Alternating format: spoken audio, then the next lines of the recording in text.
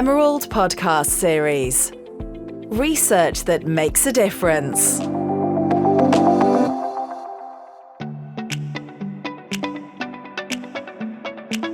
Welcome to the Emerald podcast series.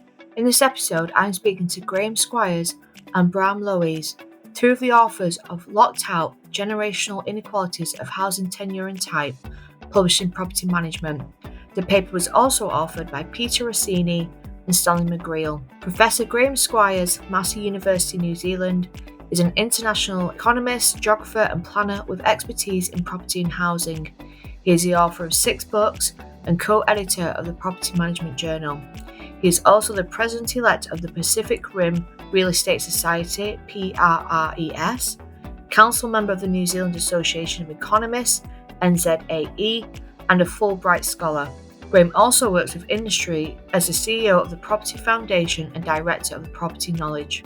Dr. Bram Loeys is a senior lecturer in property at the University of South Australia and a qualified chartered surveyor.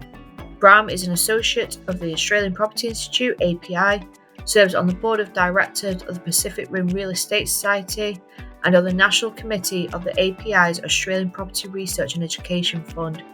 Bram is also the director of the UNISAR Australian in Housing and Urban Research Centre. He has been awarded academic scholarships, national and international, and has widely published research articles in academic journals and presented his work at academic conferences. Bram's research area is in the field of behavioural issues in housing and finance. More specifically, his focus is on financial capability issues in the aged population making housing, financial and investment decisions. Further research interests include housing affordability issues, as well as alternative and disruptive property investment vehicles. So I'm going to start off with you, Bram. So can you first give us a bit of a general overview of this paper, where the idea comes from, and how do you identify the key issues relating to the generational inequalities?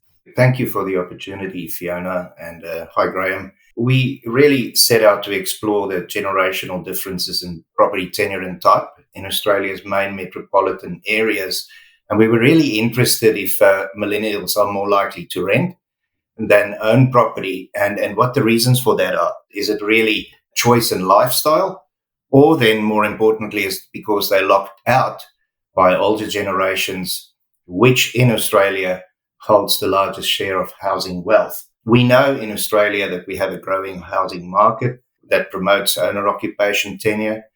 We know that we have a liberal welfare regime here in Australia, and it's really entrenched with the ideology of home ownership. The problem is that this ideology is diluted. As in our cities, we find that there's a stark contrast between our younger generations who are not homeowners, and a growing, and this is important, a growing aging population that holds most of our housing wealth. So looking at these sharply defined generational issues, we set out to explore and analyze then how housing tenure and differences in housing type vary on a generational basis across Australia.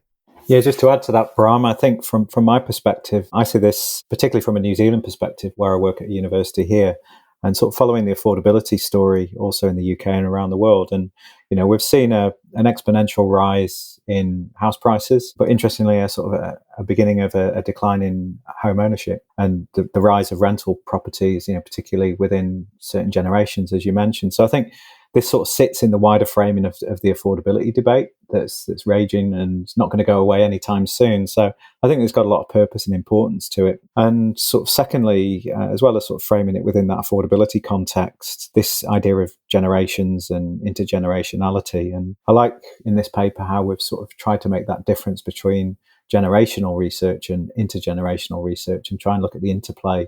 How wealth is passed through families, but also, you know, when you look at actual specific generations and how that is changing.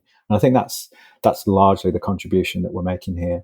I mean, that makes me think, is finance the biggest factor here in terms of whether people are owning homes or are they renting homes? You mentioned it's quite a similar situation in the UK. Or is there just a shift in attitude that home ownership isn't the be-all and end-all? Yeah, I think that comes down to housing policy again, in Australia, currently it is the be-all and end-all. That's our housing policy. It promotes home ownership. The problem that we're sitting with is that we have a rapidly aging population, as I said, that holds most of this housing wealth.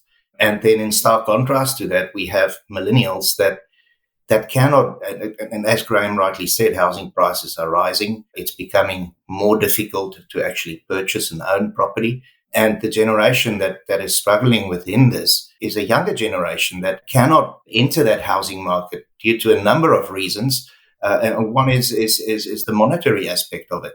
Not having the liquidity to actually put down a deposit and purchase a property. The effect is really based on housing policy currently. Yeah, and certainly I think a lot of this policy needs to recognise, the different qualities of housing, and in terms of it being it is a consumption good. People buy and sell it, but it's also a social good.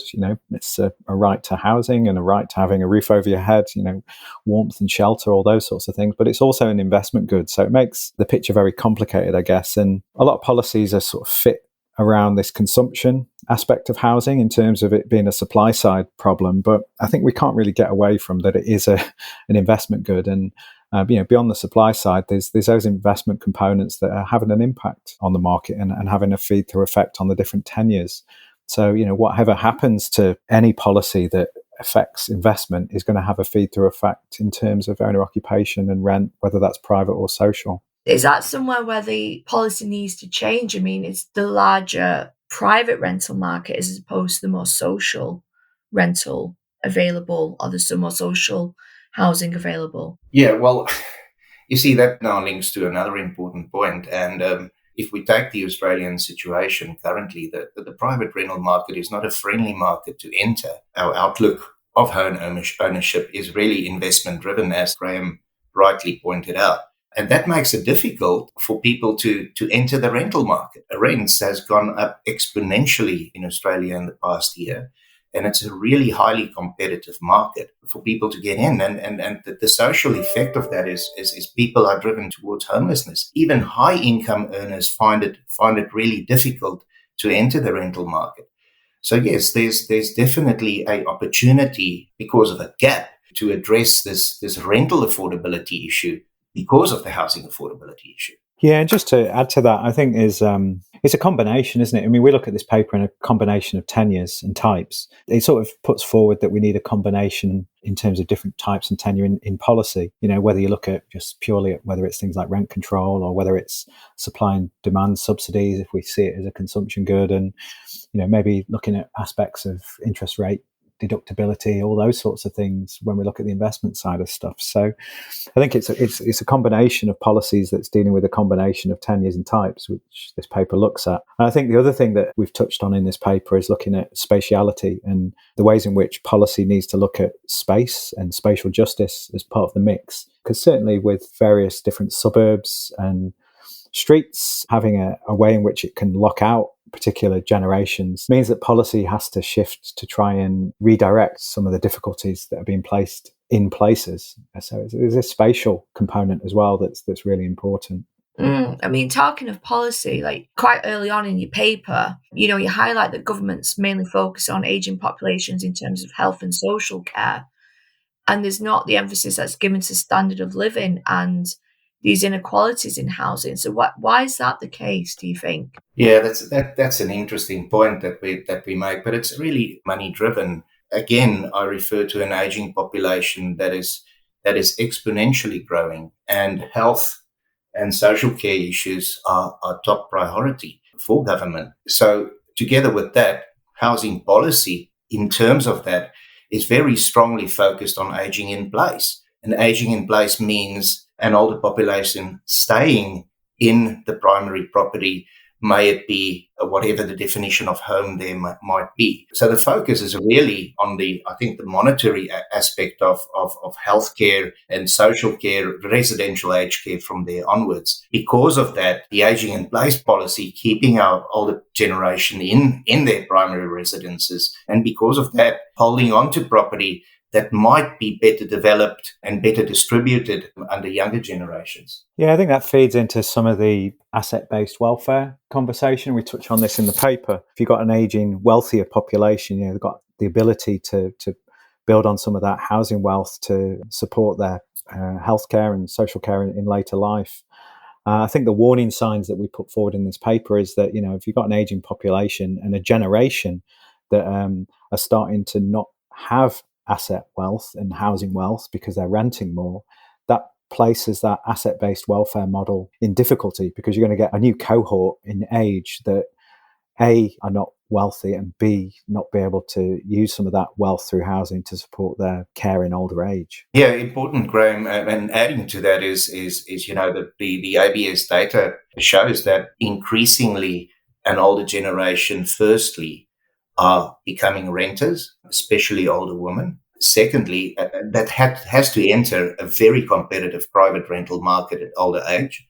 And secondly, we are seeing more older Australians retiring with a mortgage. And again, that places pressure on that model. Yeah, definitely. I think this sort of touches on maybe for another paper, but ideas around reverse mortgages and other different ways in which investment vehicles are going to be used in the future as older people have less asset housing wealth to back their care in older age. Yeah. That's really interesting, especially like the generational differences, because there are, with the aging population, which Australia's not been used to, it's happening around the world. We're having a first time of so many amount of people are still alive at a certain age, and how do we manage them within society with, life expectancy improving and health outcomes improving and stuff like that. And the way that generations are different, where a lot of people go into further education and they maybe start families later than previous generations did.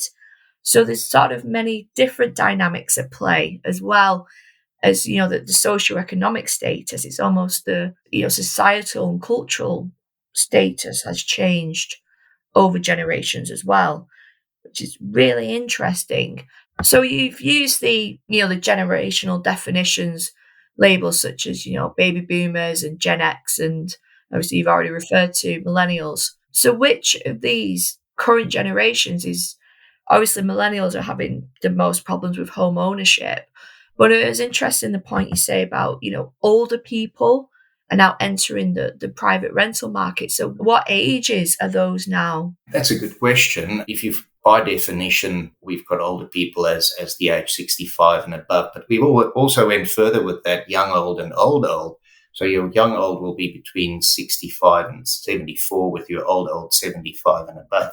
The fact is that those that move into rental at older age, there's various reasons for that. It might be, one of the biggest reasons is of a partner passing away, normally the husband, and the older person not having enough liquidity to actually go forward, and own property, and then defaults into rental. It's a small percentage currently, but alarmingly, it is increasing exponentially. Yeah, just to add, really, I think that's interesting, isn't it? How that what was traditionally sort of a fringe and a marginal and an outlier is now becoming more the mainstream, as the proportion of people in older age are having to seek accommodation by alternative means than what would be normally staying in their houses longer. Certainly aspects of the rise of sort of retirement villages and people having to move into alternative homes is becoming part of the picture now. And this goes back to that point we were making before about how it's all related to aging population, and cohorts and generations are shifting. I think these outliers becoming more the norm is going to have an impact in terms of what policies are put forward, and pro-aged care housing services and actual bricks and mortar are going to become higher up the agenda, I think. To add to that, Graham, again, it brings us back to the paper and the policy of aging in place. There are other options for older people, like the retirement village model, downsizing. Those kind of options are there. But with the current aging in place policy, those options are not acted upon by older people. The transition from the primary home to retirement villages in Australia is 7%. It's partly contributed to the aging in place model, but it's also a really difficult business model in terms of retirement village and retirement village accommodation. And again, we're going off track of this paper, but it's important to know why that wealth is locked in an older generation. It's not easy for older people to actually downsize or to move into retirement village accommodation. There's many factors that prohibits them to do that. If you sell your property, you are going to pay rights and so forth to actually own a smaller property. There's a life rights system in terms of retirement villages that in a net effect may lead to a loss one day when the property gets sold or get passed on to another owner. There's many factors that's driving older people to keep them in their homes and age in place. And then there's the emotional attachment to it as well, and family pressure.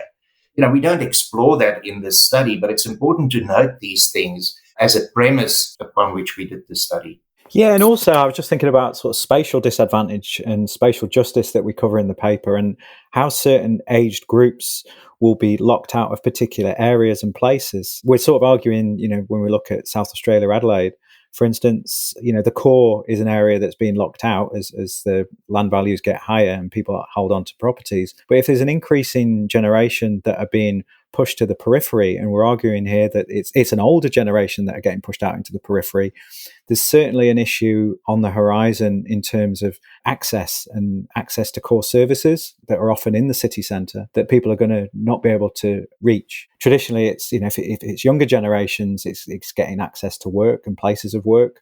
But I think this might even spill over to access to core services, health, hospitals, all those sorts of things, putting pressure on the model. And to add to that, infrastructure as well. You push to the city fringes, yes, and you have to go to your work, and travel times is horrendous, especially in Adelaide from city fringes. That adds to that complexity and has an impact on house prices. That's another interesting point, really, because there's a lot with the older generations who rely on things being nearby, as they might not drive or no longer be able to drive. So you're right, that infrastructure and the transport needs to be in place for them to maybe consider where they live. But if where they live is everything on their doorstep in their neighbourhood, then why would they move to, a retirement village? And I mean, maybe it's also the fact that people are working later in life as well. People, considered to move to retirement villages aren't technically retired, which is, another factor that goes with, the sort of the aging population is living longer and we're working longer. It's just interesting how many factors are really, really at play here, and how I just like the analogy of, the sort of older generation locked into aging in place while the younger generations are sort of locked out of the housing market. I just find that it's just a really good point that you're making there. Yeah, and together with that infrastructure problem, and look, it's publicly known, we haven't been good when it comes to that. There's definite push factors away from fringes for millennials and pull factors towards where all these amenities are, creating a rental market issue. Understand, because that's the next step. If I can't find the infrastructure helping me to get to work, then I need to go closer to work. And then people are paying double rent than what they've paid a year ago to actually do that. What brings us to the point, is it really monetary or is it lifestyle? Or is it really because of the housing policy situation in Australia that this effect is there?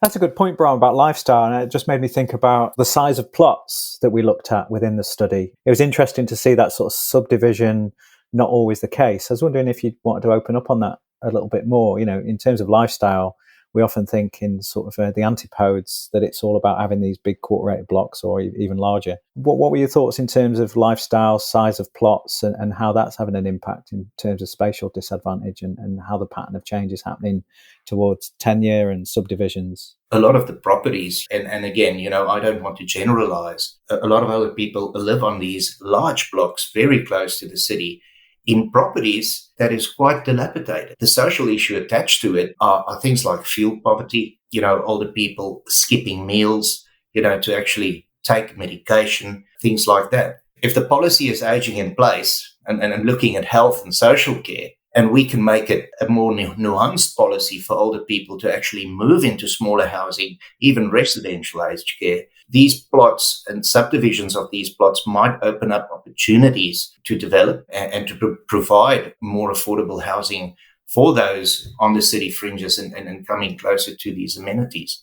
That's a really good point, isn't it? A lot of people being asset rich, but not cash rich, and there's sort of those maintenance questions which feed through to ideas of quality of place, isn't it? People might be looking on paper wealthy, and a lot of sort of envy being charged at baby boomers, but actual realities of sort of dilapidated properties, as you refer to, is part of the picture, isn't it? Yeah, exactly. And that brings us to another field, and that's how older people perceive unlocking equity in those properties, because there's a lot of locked in equity. It's not part of this paper, but we have done a previous paper on how older Australians feel about reverse mortgages, and the outcome is not good. There's a very negative attitude towards reverse mortgage. So how do we get, if it's not going to be downsized or moving into other forms of housing and accommodation, how can we get that equity unlocked, to actually increase liquidity and through that increase lifestyle and quality of life?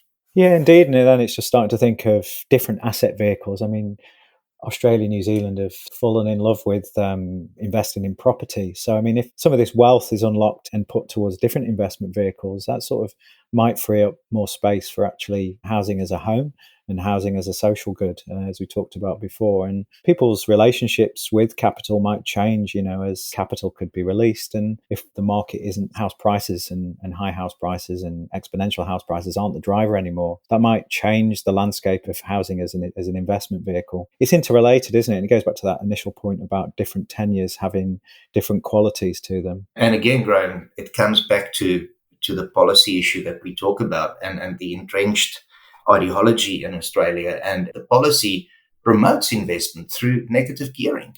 That's a big driver for older generations that is cashed up to actually move into that second and third property. That's an opportunity younger generations, or very few in younger generations, have to capitalize on. Yeah, it's sort of shaping the market, isn't it, really? I mean, I'm just reflecting on New Zealand. There's just been a scrapping of interest mortgage tax relief in a similar way to the negative gearing. And that has had an impact on the market and changed that sort of investment attitude and trying to encourage newer properties to be built and developed, which sort of fits in with the supply side narrative. But, at minimum, at least you're starting to encourage good newer quality housing as well. So yeah, it's that interrelationship of investment. So yeah, policy, it goes back to that. It needs to be nuanced. It needs to be a combination. Try and move the debate beyond, it's all greedy landlords that are driving the problem. It's, everyone's complicit in this, aren't they? Especially, the bigger picture stuff in New Zealand, Australia, where it's a large fragmented mum and dad, owner occupier, investor market. That feeds into the sort of the political question, doesn't it? It's how do you actually instill change where votes are won and lost on people's relationship with capital and thus housing ultimately. So in Australia there are programs that are there to maybe help younger people with housing, such as the Commonwealth Rent Assistance Program. Could you just talk a bit more about that, please, and what it does? It's straightforward. It's not working. It's not doing what it's intended to do because of many reasons and restrictions and criteria that you have to adhere to actually qualify for these type of programs. So to be blunt and to be deadly honest, these programs are failing. It's not assisting our younger population in terms of rental, but also, more importantly, as Graham talked about, new hunts to home ownership policy, moving from there onwards into home ownership. We're talking about is it a staircasing system, just to sort of fill in here, so people can sort of buy into a piece of equity as well as paying rent. Is that right? That's correct, Graham. Again, the take-up of this is not perceived as positive. It's, again, like many other policies that's proposed, and as we just talked about the reverse mortgages, it's not something that is positively perceived by the population and by a younger population. My point would be to be very more upfront with rental assistance and for government to explore the European rental model more and to really have a good look at how that is working, because that's a model that's working, and how we can adapt rental assistance and a more friendlier rental market for people, piggybacking or looking at least at the European system, which is currently not happening. Secondly, there's the issue of stamp duty in Australia. Now, it differs from state to state, but it is exceptionally high in South Australia. For a first-time home buyer, it's really, really difficult to save a 20% deposit for a property. Firstly, given that average property prices have exponentially increased in the past 2 years. But over and above that, there's still 5% of the property value that needs to be paid in terms of stamp duty. and it's just a suggestion. There might be an opportunity to nuance housing policy in terms of lifting these stamp duty restrictions on first-time home buyers in certain spaces and areas where there is enough infrastructure to get to work, to get back, and then to increase supply. Yeah, I think on one of your sort of former points about tenure differences, and I think we have to be very mindful of the trajectories of tenure. The European model, far higher in terms of social renting and the social acceptance of social renting, as well as the economics behind it.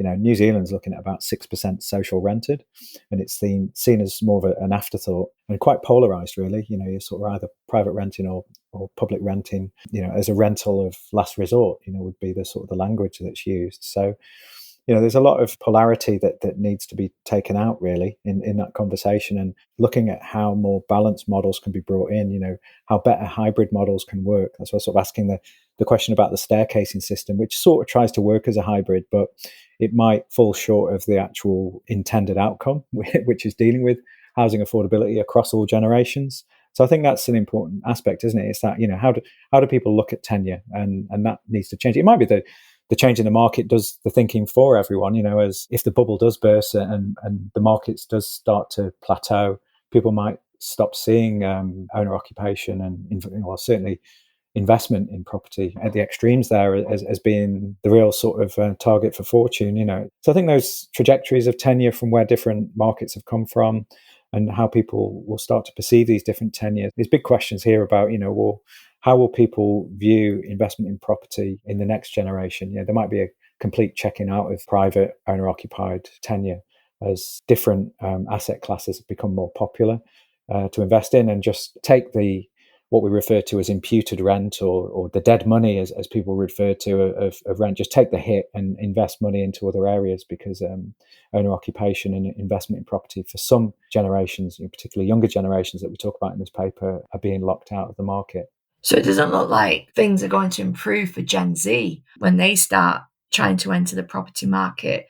But just as a final thought, you've touched on this a little bit, but what policy would be in place in an ideal world to, unlock the older generation and from their aging in place and their properties and help the younger ones, without radically transforming the government?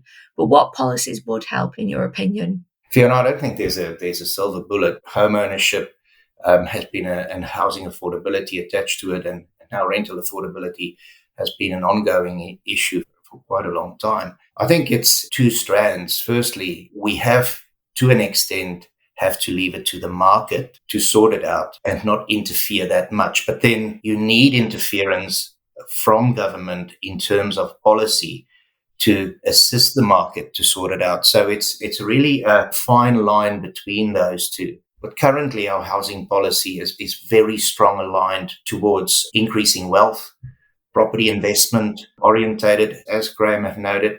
And those generations that benefit from those policies are the older generations. And Gen X, my generation, moving closer towards end of career, it's 15 years or 20 years, and then into retirement, are high investors in property and these investment properties because they are cashed up. So at that point, we need the market to sort itself out, but we also then need policy to interfere and to create opportunities for more affordable housing for generations to come. Otherwise, you're going to sit with the problem of top-heavy, wealth-orientated generations in terms of Generation X and baby boomers, and then your millennials and Generation Z lagging behind. Yeah, I mean, for me, I think you've hit the nail on the head there, Bram. It's this separation of sort of policy, government, and the market, and they are intertwined. I mean, a lot of economists would look at the numbers, see what the numbers say, and then make the policy based on those numbers. But policy is intrinsic and intertwined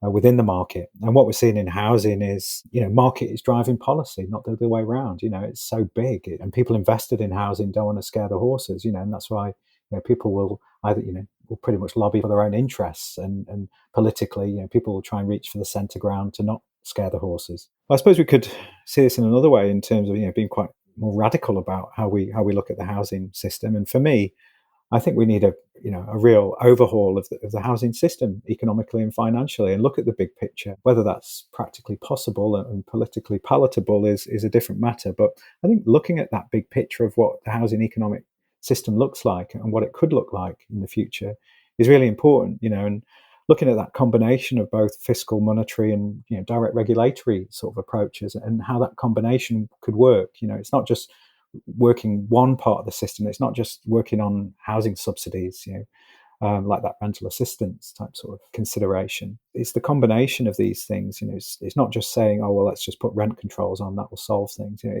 They're all interrelated and they all connect to each other.